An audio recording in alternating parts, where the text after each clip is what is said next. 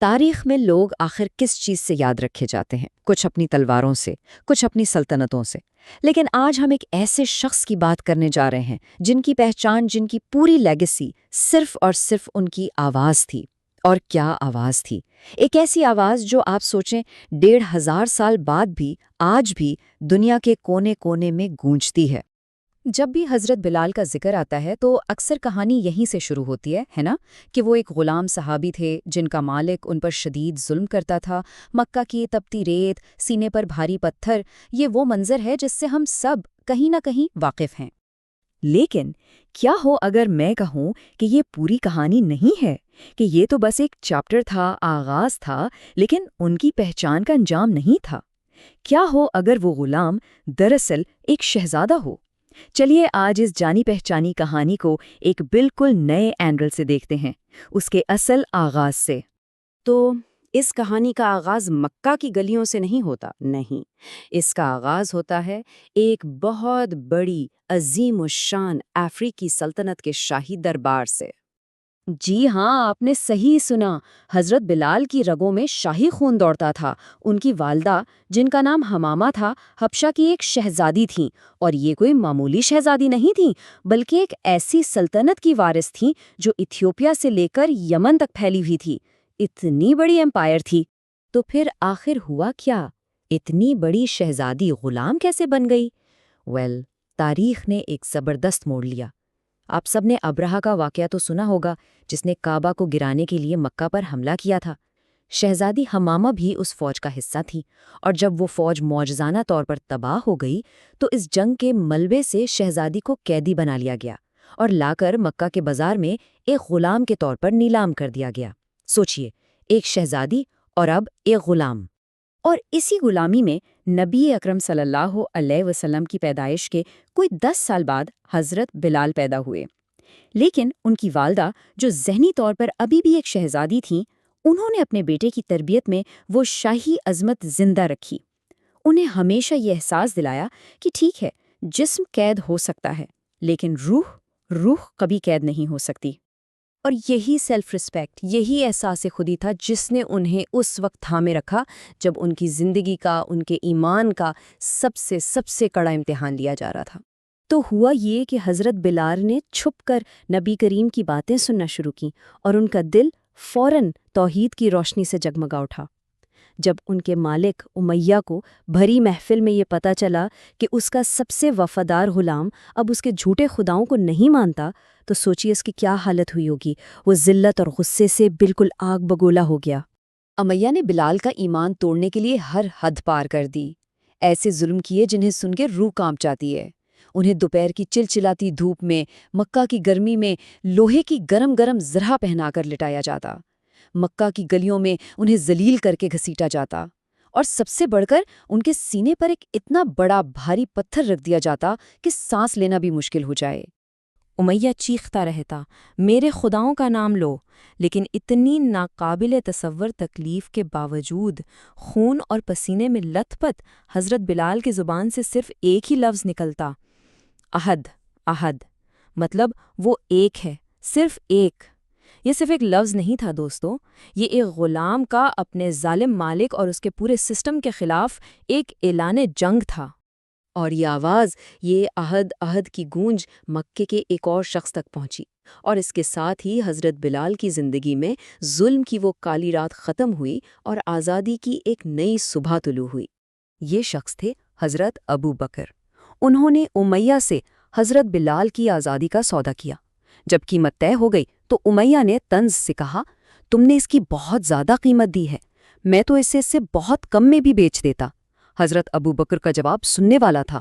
انہوں نے کہا، خدا کی قسم، اگر تم اس کے لیے مجھ سے 100 دینار بھی مانگتے نا تو میں ایک پل سوچے بنا دے دیتا۔ یہاں 2 مائنڈ سیٹس کا فرق دیکھیے، ایک طرف امیہ کی نفرت اور دوسری طرف حضرت ابو بکر کا ایمان۔ انہوں نے ایک انسان کو نہیں، ایک پورے نظریے کو آزاد کروایا تھا۔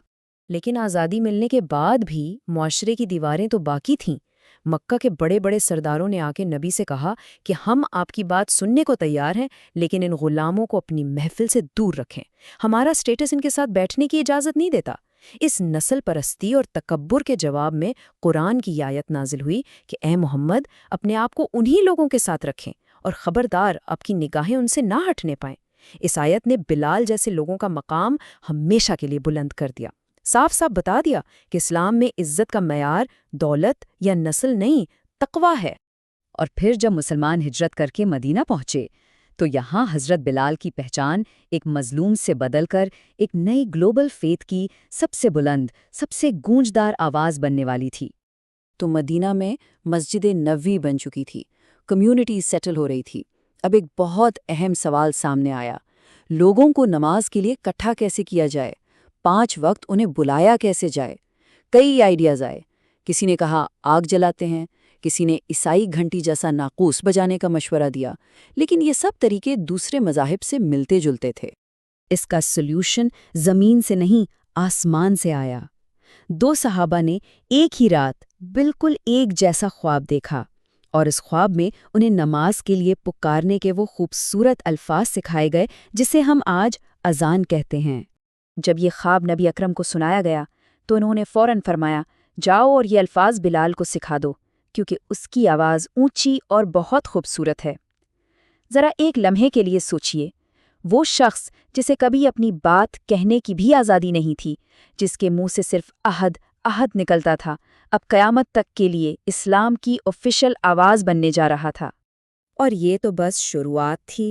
حضرت بلال کی زندگی کا اگلا چیپٹر ان کی عزت، ان کے وقار اور اس لیگیسی کا تھا جو نسل پرستی اور کلاس سسٹم پر ایک فائنل ڈیسائزو فتح تھی۔ آپ اندازہ لگائیں، صرف 8 سالوں میں تاریخ کا پہیہ پوری طرح گھوم گیا۔ وہ بلال جو ایک غلام کی طرح چپ چاپ رات کے اندھیرے میں مکہ سے نکلے تھے، صرف 2 سال بعد جنگ بدر میں اپنے پچھلے مالک امیہ کی موت کا سبب بنے، اور ٹھیک 8 سال بعد 10,000 کے لشکر کے ساتھ ایک فاتح کے طور پر اسی مکہ میں داخل ہوئے۔ فتح مکہ کے دن شاید تاریخ کا سب سے بڑا سمبولک انجام ہوا۔ نبی کریم نے حضرت بلال کو حکم دیا کہ وہ کعبہ کی چھت پر چڑھ کر اذان دیں۔ جب مکہ کے وہی پرانے سردار جنہوں نے بلال کو ذلیل کیا تھا، انہوں نے ایک سیاہ فام سابق غلام کو اللہ کے گھر کی چھت پر کھڑے ہو کر اللہ اکبر کہتے دیکھا تو ان کا صدیوں پرانا غرور اور نسل پرستی کا بت پاش پاش ہو گیا۔ ایک سردار نے تو یہاں تک کہا کہ شکر ہے میرا باپ آج زندہ نہیں، ورنہ اس غلام کو اتنی عزت ملتے دیکھ کر وہ مر جاتا۔ ان کی سوشل موبلٹی، ان کی ترقی کسی انقلاب سے کم نہیں تھی۔ سوچئے، جو شخص کبھی امیہ کی پرائیویٹ پراپرٹی تھا، اب وہ نبی کا پرسنل سیکریٹری اور اسلامی ریاست کا خزانچی تھا۔ جسے کبھی گلیوں میں ذلیل کر کے گھسیٹا جاتا تھا، اب وہ خلیفہ عمر کے دور میں انٹیلیجنس کے سب سے اہم عہدوں پر فائز تھا۔ کیا جرنی تھی! نبی اکرم کے وصال کے بعد حضرت بلال اتنے غمزدہ تھے کہ انہوں نے اذان دینا ہی چھوڑ دیا تھا، لیکن کافی سال بعد جب وہ بوڑھے ہو کر مدینہ واپس لوٹے تو نبی کے نواسوں حسن اور حسین نے ان سے اذان دینے کی فرمائش کی۔ اب وہ انہیں انکار نہیں کر سکے، اور جیسے ہی ان کی آواز فضا میں بلند ہوئی، اللہ اکبر، پورا مدینہ جو جہاں تھا رونے لگا۔ ایسا لگا جیسے نبی کا زمانہ واپس آ گیا ہو۔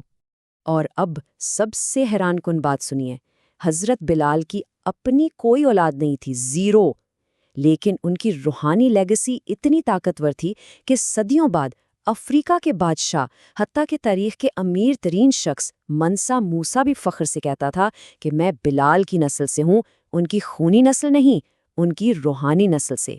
تو حضرت بلال کی کہانی ہمیں اسی سوال پر چھوڑ جاتی ہے، ایک انسان کی آواز صدیوں تک کیسے زندہ رہتی ہے؟ اور شاید جواب یہی ہے کہ جب کوئی آواز سچائی، ہمت اور ایمان کے ساتھ جڑ جاتی ہے تو وہ جسم کے ختم ہونے کے بعد بھی ہمیشہ ہمیشہ کے لیے زندہ رہ جاتی ہے۔